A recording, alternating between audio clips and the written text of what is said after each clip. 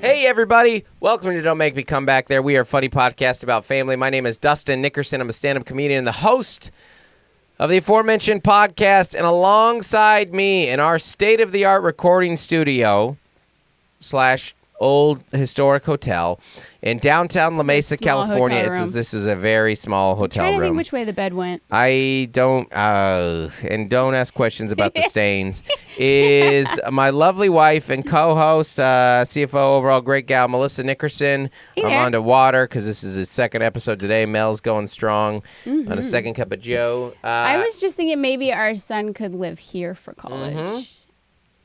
We're already paying for it. I like the way you're thinking. Maybe like a trundle bed, kind of Murphy bed. I know. I like maybe a cot, maybe something in the corner. You know, he could hang his clothes right there, and then he just has to be out on Tuesday mornings. That's right. For our little podcast we just that could solved all our problems. Everybody, it's the future for Melissa and I right now. If you're listening to this, it would be Wednesday, June 12th, I think, if my math is correct, which it rarely is. And because we're doing two-a-days right now, because, you know, we got a hustling and bustling month. Summer is here. Summertime. In the LBC. Yeah. In the That was nice. It was nice. Lana Del Rey song. Kidding. That's the cover. It's a Sublime song.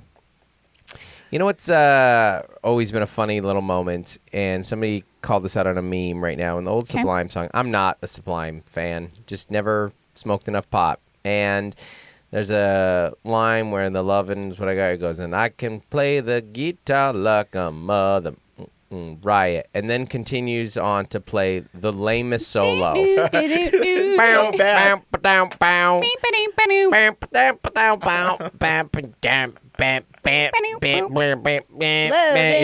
is the guitar out of tune? I mean, if you're gonna say mother effing riot, and it's not a bad solo, it sounds nice, it fits within the song. Yeah, it is not a riot. Let alone a mother bleeping riot. Bow, bow, ba-dow, bow. Ooh, he hit two notes at the same time. Of other bands that were writing, like he was no Tom Morello. Yeah, exactly. Yeah. Even in the air. I'm like, this is early 90s. I'm pretty sure Guns N' Roses was still together. Totally. I don't know. Soundgarden's over there still going. Soundgarden, Pearl Jam still, you know. Yeah. Anyways. Yeah. Bow, bow, ba-dow, bow. And here's Gwen Stefani. Yeah. Okay, well. Yeah. Anyways, you know, any of our regular backseaters here, you know, 2-episode days, we get a little loosey-goosey. Yes. Mel has also been drinking, so it's... No, I haven't. Mel, just be honest. Who are you hiding this from? If so, I need to be honest with myself. Yeah. Yeah, but... You want to cheers? No? I think we cheers already. I don't know. I don't think we did. I think we did the first episode. Cheers. Cheers. Here we are. Mel's drunk. I am not. Drunk in love. Drunk in love. Oh, gosh. It's also a lot of times second episodes, anytime anything reminds me of any song lyric ever. Okay. I'll just sing. I'll just blurt it out. You so will. I'll try to keep that under control, but no promises. Shall we... Now you just blew right in my face. Just... Dude, okay, well, you just got me in the eye. Yeah. Give me some dates, Dustin. Upcoming tour dates, everybody. Thanks, Florida. You were fantastic. This weekend, San Diego. Can't go back to San Diego. June 14th through 16th. And then July, Rosemont, Chicago. The cities, it's too easy to do. Huntsville, Nashville, Fort Wayne, Atlanta, Charleston, Asheville. Charlotte, Omaha. If you're going to Sacramento, from Oakland to Sacktown, the Bay Area, and back down. Do you want me to keep doing this or not? Addison, Tacoma. Jump on it. Jump on it. I don't think there's an Appleton one. Austin, Louisville, the Great Salt Lake. That's a band of horses. Wait, you just missed Boston and Appleton. Oh, Boston, Appleton, Salt Lake City, Oxnard, Bakersfield, Raleigh, Oklahoma City, Tulsa, and Spokane. We did it. We did it. Mm-hmm. We did it. We did it. Hooray. Guys, we have a lot that we may or may not get to today. Okay. But it's summertime, everybody, and you know what summer means. What are you going to do with your kids? Yeah, a lot of children time. Mm-hmm. Summer is like essentially reliving the pandemic of like everybody's home, there's no school. How do we fill the time? It's hot. It's hot. Yeah. Yeah. Mm-hmm. Yeah, I think the biggest issue, because you kind of gotta approach it like your kids grow and change every summer. Mm-hmm. Biggest issue in our house is that we have 2 teenagers and 1 preteen. Yeah. So, for example, last night they did a boba run with their chore money at 8:15. Right. And our 10-year-old has to go to bed. Like, she has to be asleep by 9. She doesn't sleep in. Yeah. And that is an issue. Yeah. So, like, the teenagers are nocturnal, but then we still have the 10-year-old who needs to sleep. Yeah.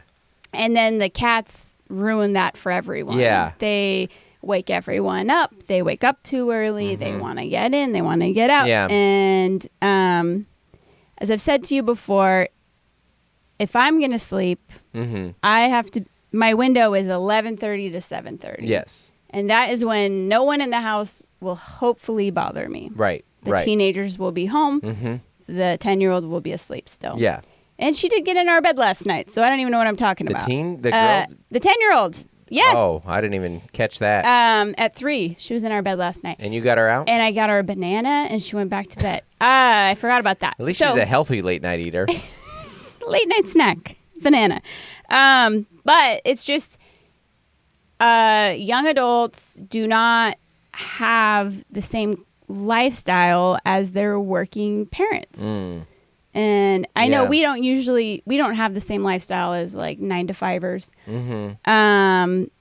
But they stay up late. They do their homework late at night. They talk to their friends late at night. They talk to you late at night. They cook in the kitchen late at night. It's all loud and late. Yeah.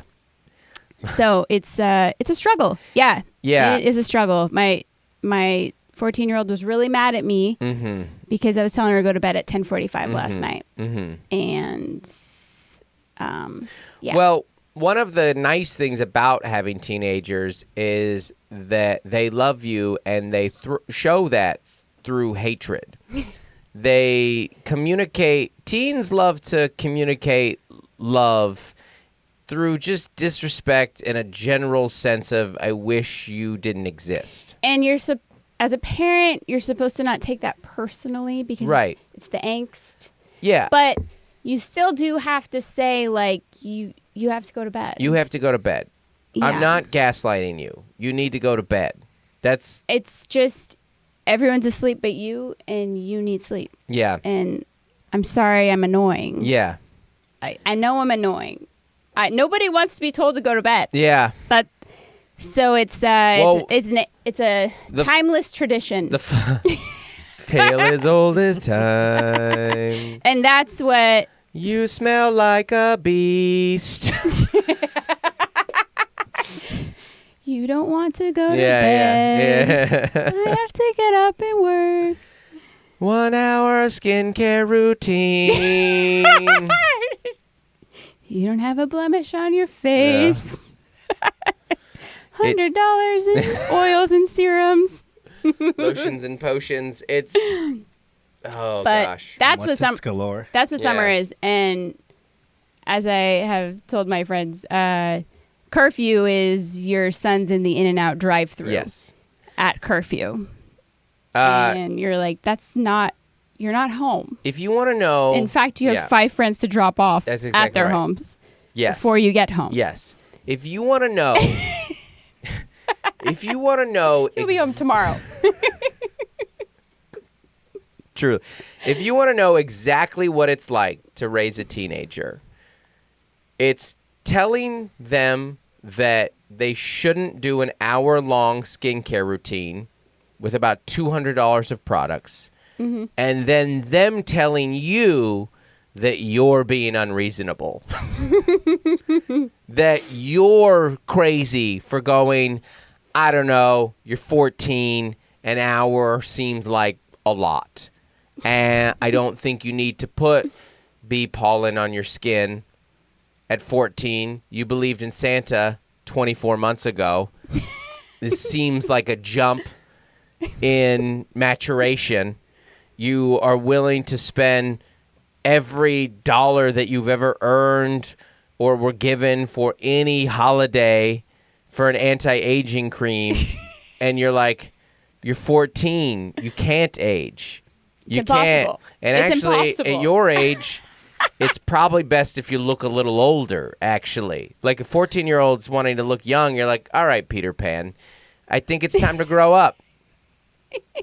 It's, the skincare routine for the teenage girl, it's, what are we doing? Stop selling this to them. Stop allowing. It's money. I know it's money. I know. Mm-hmm. I understand the concept of capitalism. Totally. But we used to sell them like magazines or clothes or like stuff they needed or would they read or stuff. Like the idea that you're just pumping in this vanity into you're trying to convince a girl of how perfect her face has to be, and that face masks a brain that's not even going to develop for 9 more years. No putting cream on your face till your brain's formed. That would be amazing. Can that be a law? But I mean, you got to think how many influencers they're watching a day. Yeah. Do these skincare routines. I don't get it. I don't understand. You're like, why are we pumping in vanity into young women? I mean, society has already put this incredible pressure on them that like you are how good you look. And then the internet is just full of influencers going, yes, that's correct. And this is how you look that good, which I understand has always existed. But if there is one thing that I could take off of TikTok, it is the skincare influencer. I want them off the app. I'll have the app banned just for that reason. You can keep all the other crap on there. You got to take the skincare influencer telling a 10-year-old that a $200 bee pollen anti-aging cream is this season's must-have.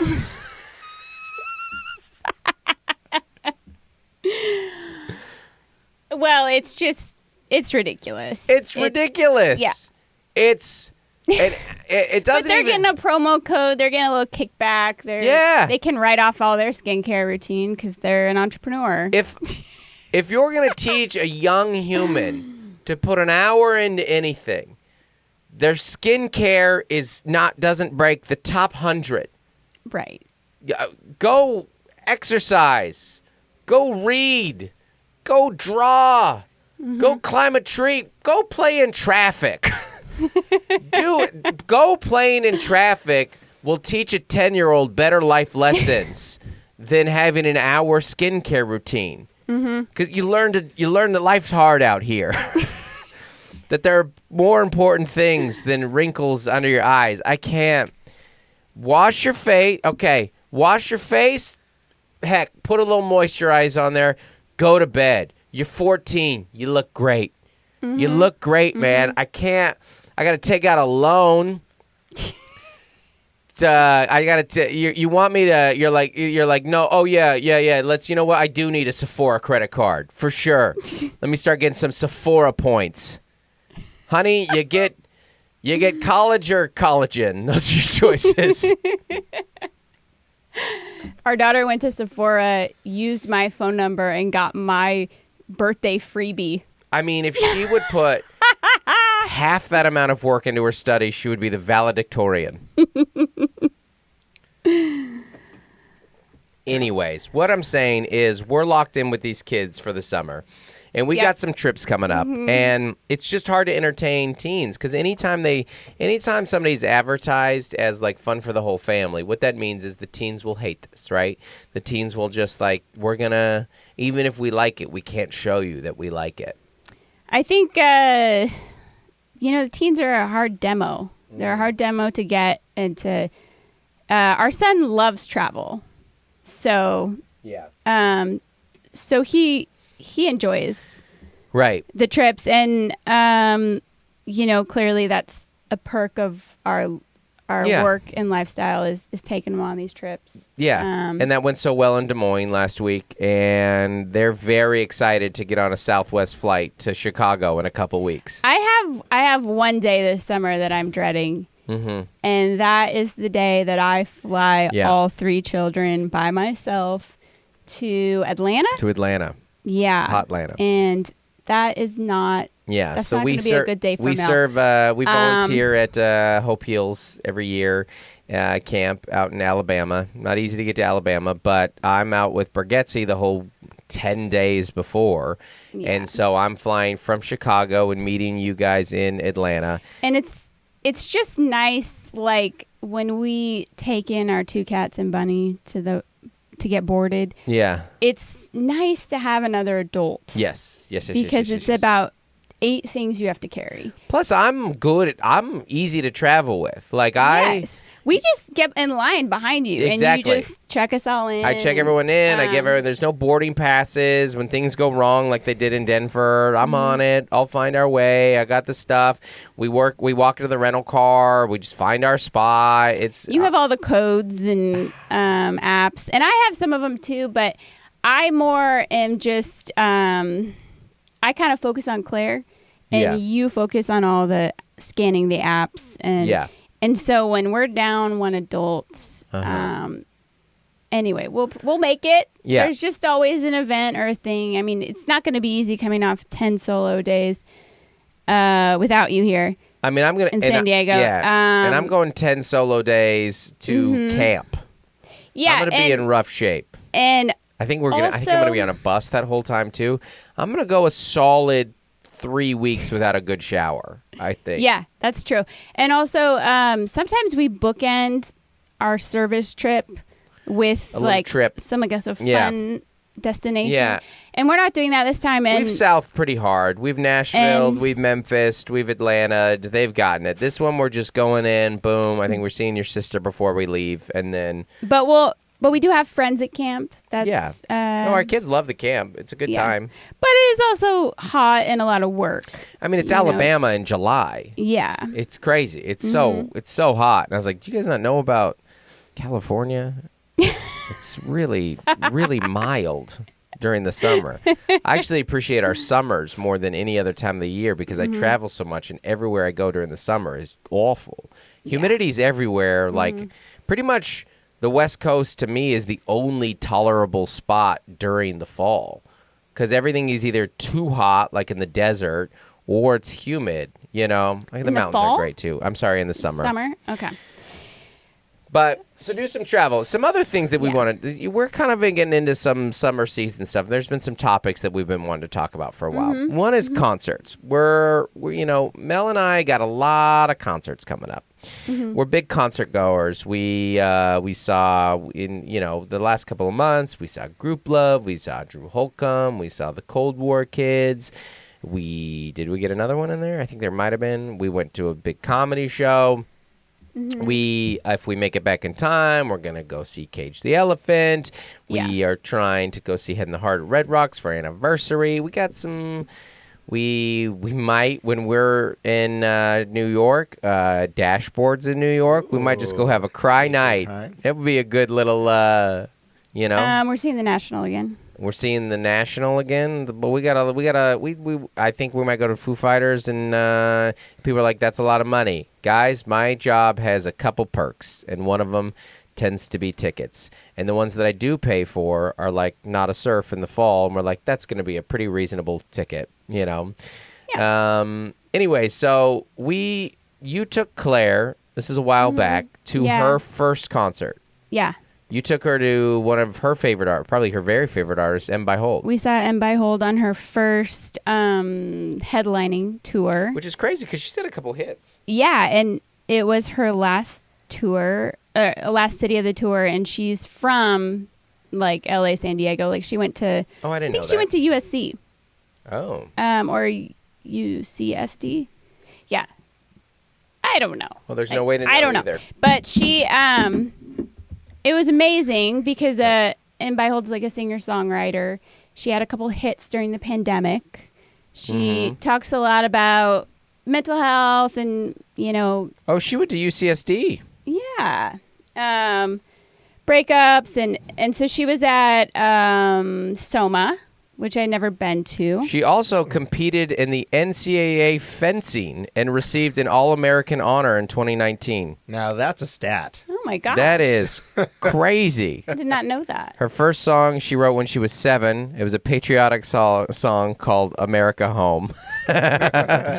Behold attended the University of California SD, where she competed in NCAA fencing and received an NCAA All-American honors. She's an All-American fencer. No way. Whoa, this rules. She did not mention that. She studied classical and jazz piano. Yeah, she's a great musician. Is she? And Yeah. Again, I'm no one to compare to, in the sense I don't know music like musicians, but Yeah. she played the piano, she played the ukulele, sang. I don't know.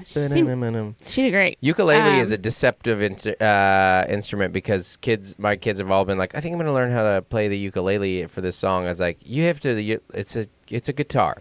I know it looks real easy, And it's a different guitar. It's a different It's guitar. not the same as a normal guitar. Yeah. It's So a whole different set of notes. You're not going to just pick that up. Yeah, I figured out, I'm like, oh, I can play the top 2 strings and do stuff. But as a guitar player, I'm like, I have to learn this instrument. Yeah. Whole new set of notes.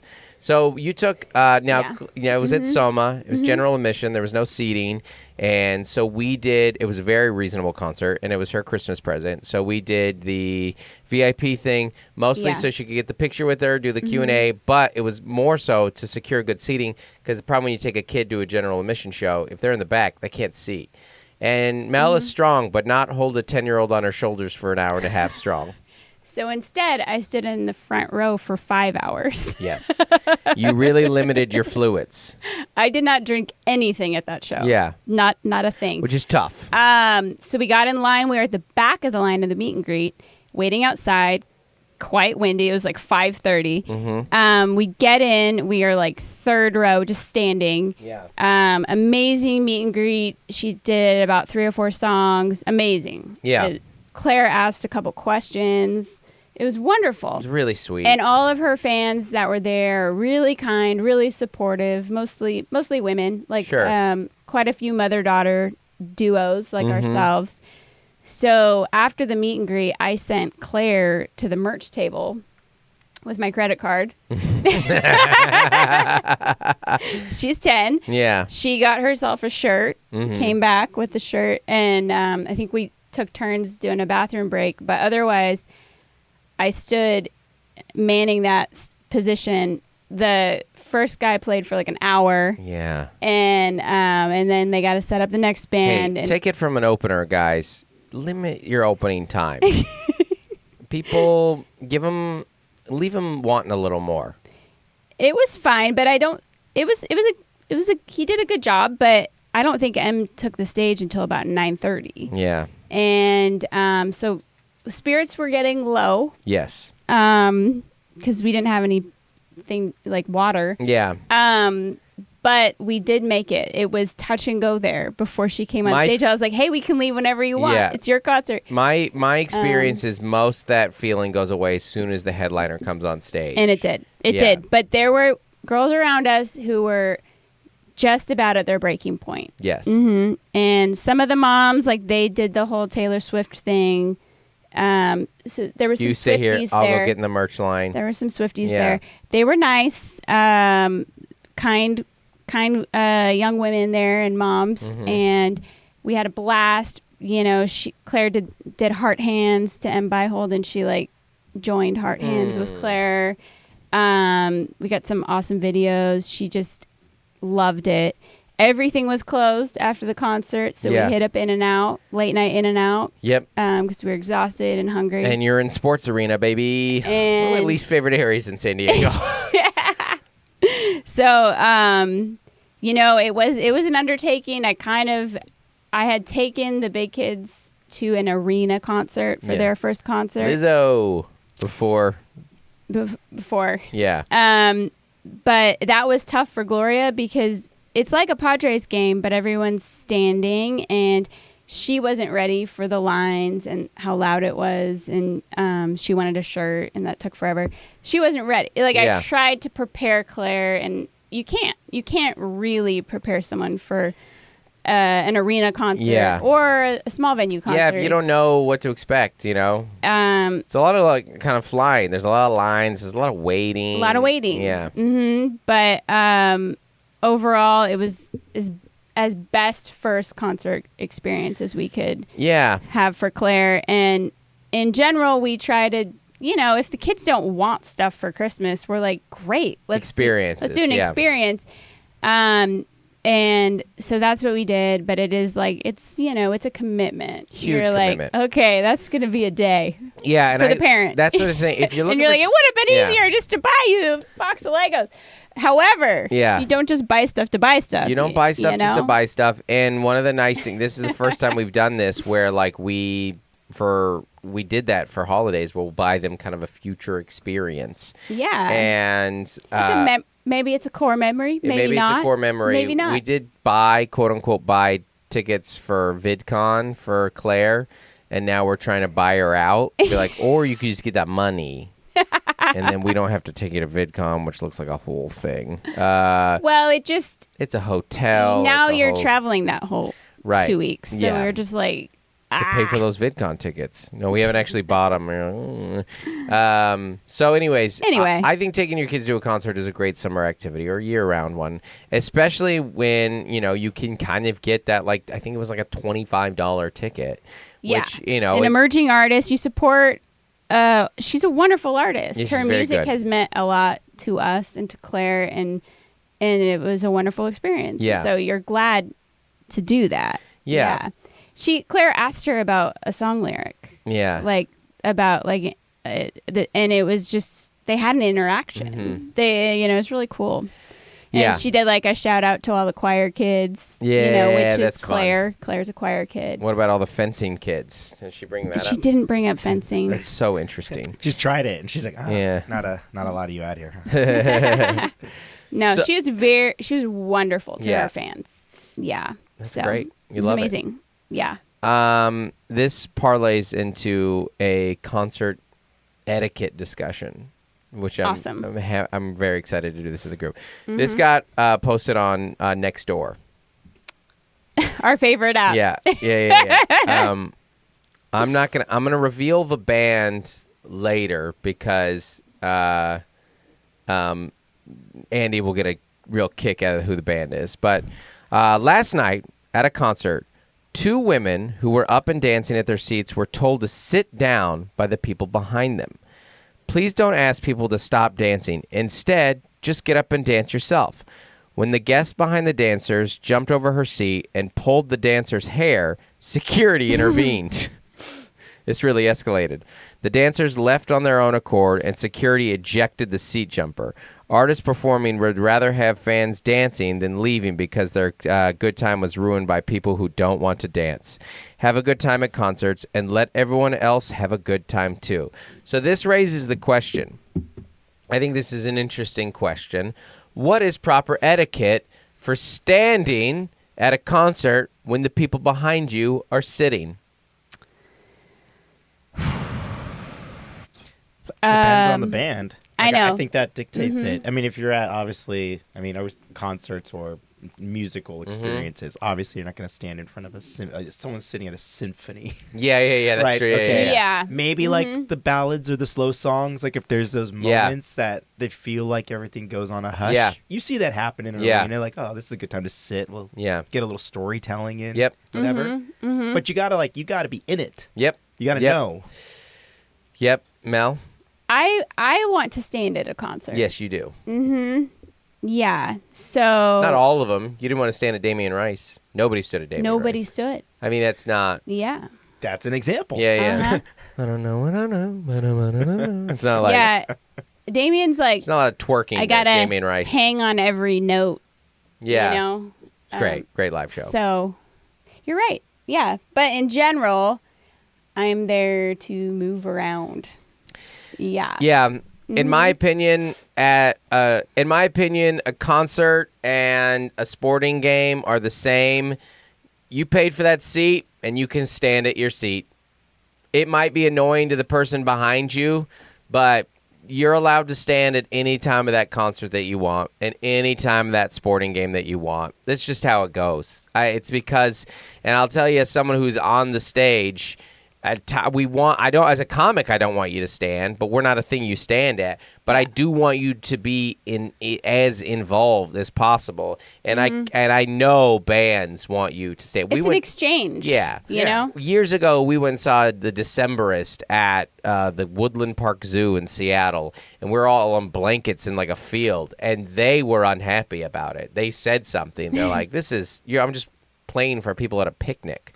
They want you to be as into this as possible. And, I think you're allowed to stand, I think you're, Yeah. I think we should shift into which concerts are you allowed to pull hair in? Yeah. Well, and, yeah. I think that if you... Is there an element of if it's dark? Well, if it's dark, you can stand, or... I don't know, man. I agree with you. There's certain concerts that you're going to, like, if you went and see, say, Elton John, we knew when it was time to sit and stand. Yeah. We just, the song kind of communicates it to you. Yeah. Who's sitting during Saturday night? Exactly. Yeah. A lot of old people, they were still sitting, but they can't get mad at us for standing, Right. Also, this was, the concert was a dual headliner of Bad Religion and Social Distortion. I think I saw it, and I couldn't remember. I'm like, oh, wait, I think I saw some Brooklyn Vegan or something. That's so funny. Yeah. That's so funny. I can't believe it. I'm going for a walk. Sit down. Oh, it's so good. One place where maybe a little hair pulling would be okay. Apparently not. Generator. I mean, that's honestly like, I think it's funny that they even, Bad Religion is doing shows where there are seats now. Oh my gosh. I mean, I know. We're old. Yeah. There was this meme going around, or this TikTok that went viral, and it was like, he's like, I was trying to figure out why everybody was so old at the Dave Matthews concert, and then it hit me. Oh, I'm this old. What's wild is Brett Gerwitz, the guitar player for Bad Religion, was talking about how in his age, he's like, it's really bizarre to see a lot of conservatives come up and be like, yeah, man, you guys are punk rock, and like that side of it is like the punk, like kind of thinking in the space now, that like Trump is like a punk figure. Oh, yeah. No, I mean, this is like, the same thing was when people were surprised. A lot of like conservative voices really love Rage, and then they're surprised that Rage is liberal, and Rage is like, what? Yeah. What are you talking about? This is what, do you not remember all the George Bush stuff back in the day? I mean, this was the Dick Cheney video. Like, do you not remember? This is who we are. This is what we do, Yeah. It is, anyways. Can't pull hair at their shows now. Yeah. So concerts we recommend. Listen, we're just trying to kill some time during the summer. I mean, June. Well, I mean, a concert can really be something to look forward to. Yeah. And like, for example, with Claire, that show was end of March. Yeah. And she was gifted it for Christmas, so it's a fun memory. It's a fun night out. Yeah. And I do think there is something. I mean, just as like performing artists, like experiencing live music. Yeah. Can be amazing. Totally agree. And I think that this parlays into depending on the artist that you want to see, it can be like affordable, because some of this other stuff, like going to a baseball game, is crazy expensive right now. It's so, you're like, and I think that this, we have a stadium that's just gotten nicer and nicer. Yeah. And I don't know if they still have those Sunday. They used to have some Sunday tickets that were pretty affordable. Yeah. But if you have to eat with your family of 5, like a meal or 2, it's hundreds of dollars. Mm-hmm. It's like a theme park. Like, this parlays it nicely, because I think that there's like, based on a couple of new releases, a lot of people are asking the question, like, why are movies bombing? And one of them is it's just so expensive to take your family to the movies. It's a very, at $15, $20 a piece ticket.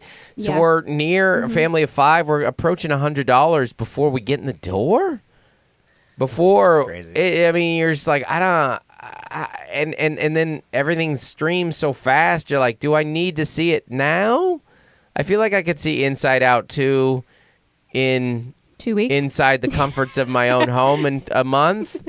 I'm not like dying to see that. Like, dude, you gotta see Inside Out 2 on the big screen. You gotta experience it. It's not exactly Avatar, like gotta experience it live. Yeah. Yeah, the Dolby surround sound. You're like, whatever. I think I don't know. I enjoy a movie, but we're like once a year a family movie. Yeah.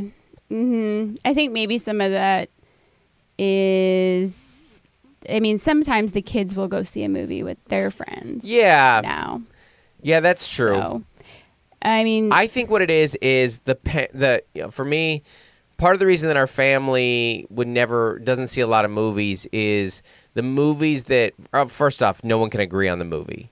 That's problem number one. Yeah. The last time we went to the movies was on Mother's Day, and we were a group of 7 all together, and we saw 3 different movies. We saw 2. 2 different movies. We almost saw up. 3. We split up. Yeah. Because we're like, you want to see this and you want this. That happened too. Planet of the Apes is not that happened for 10-year-olds. That happened when we went and saw Guardians a year ago too. We're like, we're here seeing different movies. So it's hard enough to get everyone to agree on the movie, and then you're like, this is so expensive. Like don't. Yeah.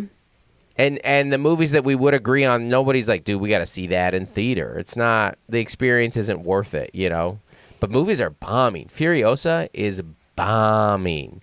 And that that was like Mad Max, a proven franchise. And it had like the lowest like Memorial Day opening since like the 80s. It has Chris Hemsworth and Anna Joy Taylor, like stars in it, and Warner Brothers. Yeah, and like tested. Yeah, stars. and a defined property, and it's apparently actually a good movie. Like, people are liking it, but nobody's seeing it, and it couldn't have been marketed more. I mean, I saw the Furiosa advertising everywhere. I wonder what, I don't know. I mean, it's just streaming, right? I think it's streaming. I think it's expensive to go to movies, and we've already put our money into like entertainment by all these streaming services. Yeah, and so we're like, I'm already paying to see that movie. You know what I mean? Yeah. I'll wait. I'm already paying it. Why am I going to see it now? I mean, it's probably like lowest on the totem pole for the group entertainment. Because now we have everything's personal entertainment, and I don't know that they'll fill the gap. Like, because what else can you do to a movie that suddenly makes it that much better as a group? Yeah. It's like an escape room meets a movie. Yeah, that's funny. Yeah. Like, what's next? Or CrossFit in a movie? Yeah. Oh, almost every movie that I go... Well, they did dive in to swim. Yes. You can swim and watch a movie. Yeah. Yeah. That's good. I'm kind of into that. Yeah. Listen, there was like every movie I've seen, even ones I like, about an hour in, I was like, I should probably check my phone. Yeah. I mean, what's going on? So I actually kind of like that about movies in a theater is it's immersive. Yeah. Well, one of the nice things about when your whole family's there, you don't have anything to check. You're like, all right, everybody's accounted for. That was actually, I said this to you at your Iowa show, because I haven't been to one of your live shows in a minute. Yeah. Like Seattle in March or February or March. I saw a guy pacing in the back on the phone. And I was like, that is a babysitter. Yes. He is solving a problem during the show. Yeah. 100%. Or a teenager. Yeah. And I respected that. 100%. Yeah. Yeah. You got it. You're like, I'm going to post the clip soon. I had a crowd work moment where there was a girl on her phone, a woman on her phone in the front row. And she's like, sorry. I was like, don't apologize. You probably got to deal with that. And it was the 13-year-old who couldn't find her basketball jersey. I was like, yep, 100%. That's my fan base. I know exactly who you are, and it's a miracle that you made it out here. So, it's in the dryer. Yeah. Yeah. So concerts, weddings, comedy shows. Yeah. Pretty reasonable ticket. Yeah. But hey, you can go to a movie for the price of a comedy show. There you go. Essentially. For the anything to get your kids to not beg for boba all day long. Anything. We're not even like, man, it's interesting because as a kid you loved summer break, and then I guess I didn't realize now how much my dad probably hated summer break.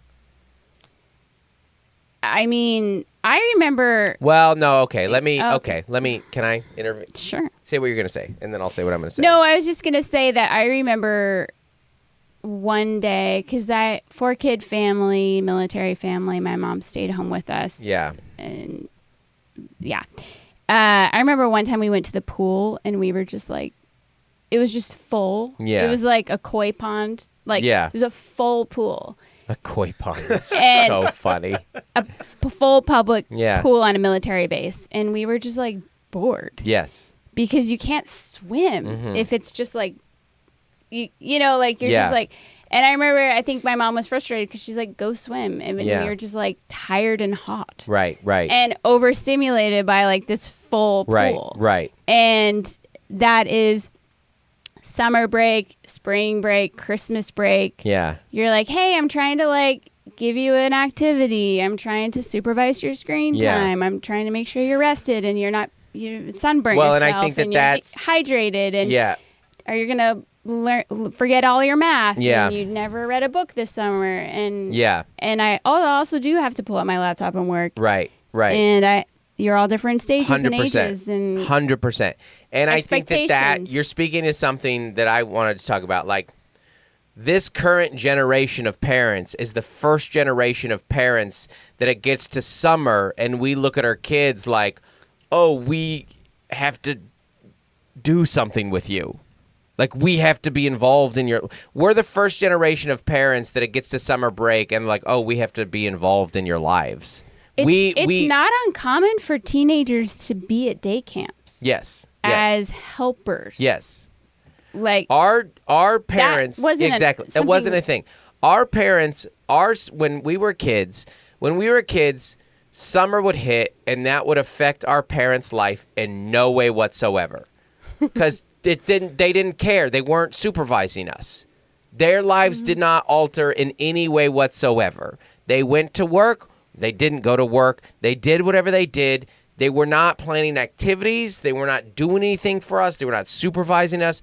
There was no sidewalk chalk. There was no crafts.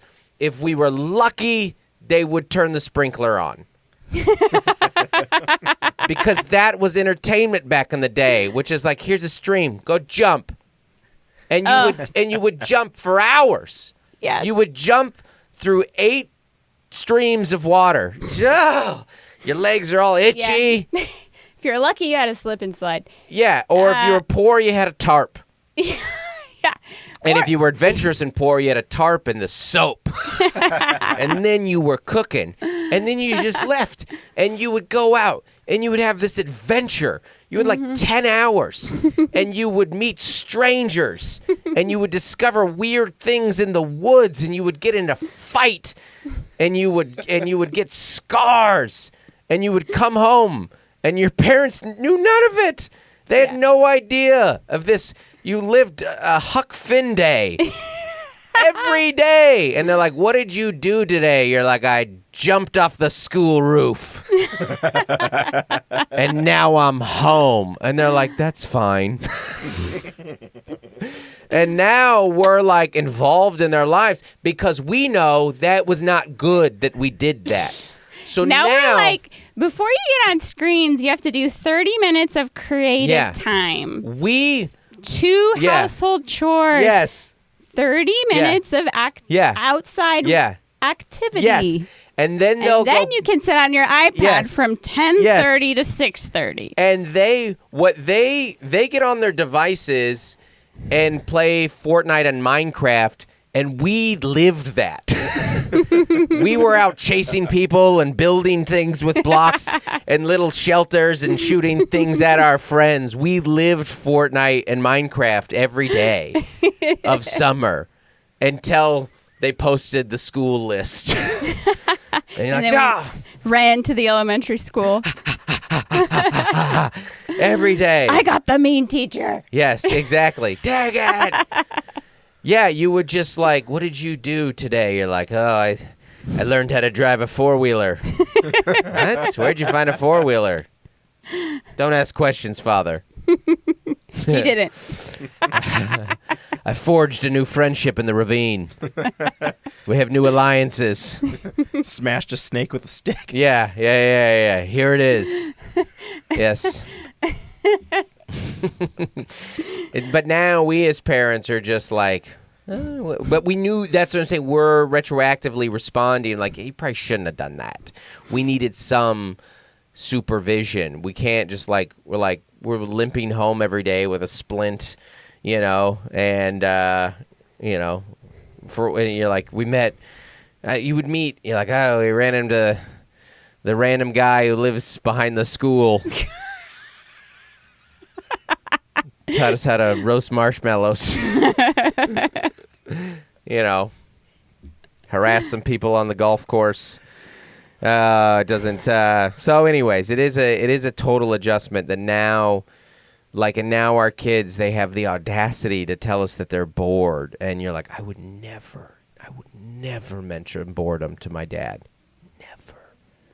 Never. Because you had a yard full of trees. Exactly. And it would just be like... that the leaves came down. First off, they do the hi, bored, I'm Dad. Nice to meet you. That was a classic dad line of the 90s. Mm-hmm. And then they're like, well, I'll make you not bored. And then it would just be chores. Mm-hmm. And now you're chopping down a tree. And you're like, you know what? Me and my friend are just going to go chop down a different tree, and it's going to feel different. Because it's not chores.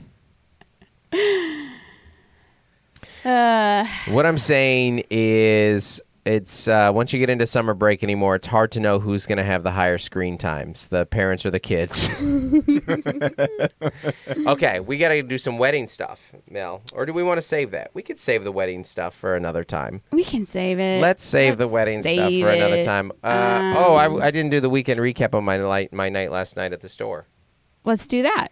It's perfect. So I had a funny experience last night. So let's live vicariously through you, Dustin. Oh. I got a text from Emily, the booker at the Comedy Store, when we were in Des Moines, and she was like, hey, do you want to be our secret headliner on Monday in the Belly Room? If you don't know anything about the Comedy Store, it's one of the 3 Sunset clubs, the Laugh Factory, the Comedy Store, and the Hollywood Improv. And the store has 3 comedy rooms. There's the main room, the OR, the original room, and then the Belly Room. The Belly Room is the smaller one upstairs. I think it seats like 50, 75 people, something like that. Mm-hmm. And they do these things every once in a while, like secret headliner. And people just buy tickets. Mm-hmm. And I was very surprised to be asked to do this, because I'm like, I don't feel famous enough for this. I feel like this crowd is going to be a bit let down that Dave Chappelle doesn't walk out, because the secret headliner stuff started with Dave Chappelle. Mm-hmm. Now, other comics have done it since, so they don't necessarily know who's going to walk out there. Yeah. Mm-hmm. But Emily very graciously offered to do it, and, the pay was good, especially for a Monday, and so I drove up and had a great time. But I will say, it was I was talking to the comics about it, and then I was texting Aaron Weber and Lucy today about it. What do I do, 300 shows a year for the last 12 years, 12, 24, what's that? What's 12 times 300? Anyone? 36. 12 times 3 is 36. We're 3,000, right? 4,000. So be close to 4,000. We're sneaking up on 4,000 shows for me. Sets, times I've gotten on stage. If my math is correct, and it usually isn't. New little catchphrase there. Mm-hmm. I've never had the experience of walking to stage and people being disappointed. Like, I guess I've had similar versions of it where they don't know that there's an opener for a famous Tay, headliner, or for Nate or Chris back in the day. Sometimes people, especially I think this with like Tay, who Tay's a bad example. When people a fan base that doesn't follow a lot of comics, who might not even know that there's an opener. This might be their first comedy show. A lot of times people don't know anything about stand-up. Mm-hmm. They don't know that there's going to be openers. They don't know what the flow is going to be like, whatever it may be. But the feeling, that feeling is different, because they're realizing there's an opener, not, oh, this isn't a famous surprise. And that was a very unique thing where people were like kind of getting hyped. They're like, you know who your secret headliner is? And and then I'm like, hi. And it was a very funny, just like, listen, guys, I'm also disappointed I'm not more famous. Mm-hmm. We share that in common right now. And now Keith Johnson and Irene too and Alex Hanna, they all did spots before me, and Keith was like, hey, just to let you guys know, it's not Chappelle, which was like kind of nice favor of him to do. Like, let's get these expectations. And that's what it is. It's a keep an open mind. Yeah, and you know me, I'm like an expectations manager. I like really, I'm kind of always that in mind. I'm really conscious of that during crowds and stuff, and I feel like that's when I feel like when I have a real sense for when crowds are like the show's longer than it needs to be or whatever. Yeah, and it was a very entirely unique experience where people were like had bought a ticket. It wasn't. It's like one of those surprise bags the kids like. Yes, that's hilarious. Gosh, I wish I would have thought about that. I wish I would have thought about. I already have this figurine. I'm a blind box reveal, and I was like, but it was a funny moment because I was like, I know you guys are like, gosh, I haven't even heard of this guy, and I was like, I have fans. I like it's a legitimate thing, but I understand. I sell tickets. I sell tickets. I'm like a thing to a few of you. But and then I just do some of the old, like I look like I'm sent here to shut this event down, and that crushed, and then we really settled in, and we actually had a great time, and then I had an incredible experience of going from a crowd that was disappointed that I wasn't more famous, but then watching them like discover me, like totally anew, like. Because the store brings in. Because you didn't have your fans there. I had no fans there. Yeah. I had no. And I did a full hour with them. Yeah. So they're like, oh, like, I had every opportunity. It's really kind of cool that Emily does that because, and shout out to Emily, because it's I get the door, so it's a nice deal. And B, you kind of have this captive audience for an hour who's like, I'm already here. I'll give him a chance. And so you come out bang, like swinging, like boom, boom, boom, boom. Like, this is me here and just try and hook them. Establish yourself, yeah. But it was funny because the most common question after the show as they left the belly room was, what was your name again? Because it wasn't posted anywhere. It wasn't. There was no way to find it. And so at the end, it ended up being great, and a huge response, and it was great. And there was a lot of, and that's nice to have that set in front of a comics and stuff too. But it was what was the demo like? Who goes to the belly room on a Monday night? There wasn't a demo. It was a totally diverse crowd in the sense that there were people who were hoping for a famous person, sure. There was also like, yeah, let's go to comedy. Let's see what this is about. There's also, the store has a lot of tourists. Yeah, so it's not locals. It's no. Like, let's go to Hollywood. No, they really broke over the California clean joke, which is added stuff to that. Yeah, you know, I'm California sober. I've stretched it out now of, I only use weed, only weed. You're gonna do the whole joke here? No. Yeah. Okay. No, I'm not gonna do it. Like, come on, Dustin. Save it, Dustin. No. Well, I did it on the pod originally. Yeah. It was a pod joke. I'm sorry. I'm sorry. Forgive me. Yeah. No, forgot. Weed. And I slow it down. Anxiety meds, sleeping aid.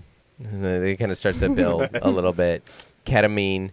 I had a ketamine, and Ozempic. That's it. Clean living for me. It's just green juice and every once in a while shrooms. Clean living, no toxic. I think that we're going to get the film version of that in San Diego because that's like a joke that doesn't go in the act. That's like a throwaway joke, but yeah, it was fun. Thank you, Comedy Store, for having me. And if you're in the LA area, I have no more shows for you until November, and that's in Oxnard, which is not really the LA area. But I'm doing a lot of Cali coming up. I've got Bakersfield in there. We've got Oxnard. We've got SF. We've got Sacramento. Yeah. Anyways, thanks for tuning in, everybody. We stayed pretty on the rails for our second episode day. We did. Bye. Bye.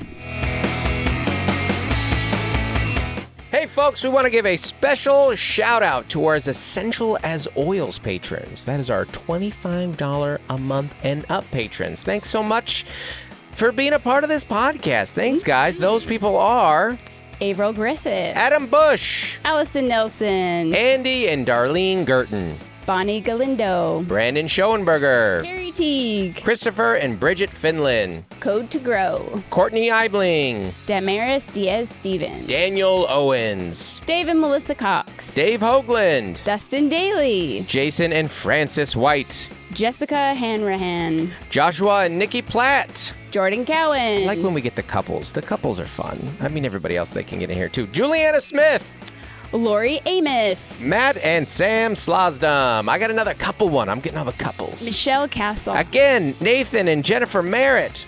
Nicole Caroz, Rachel Wilson, who was one person but has a part, and they came and saw me in Fort Collins. You guys are the best. It's like the fourth time. They always have different merch. They're wearing the dad bod. They had overwhelmed stuff. They are the best.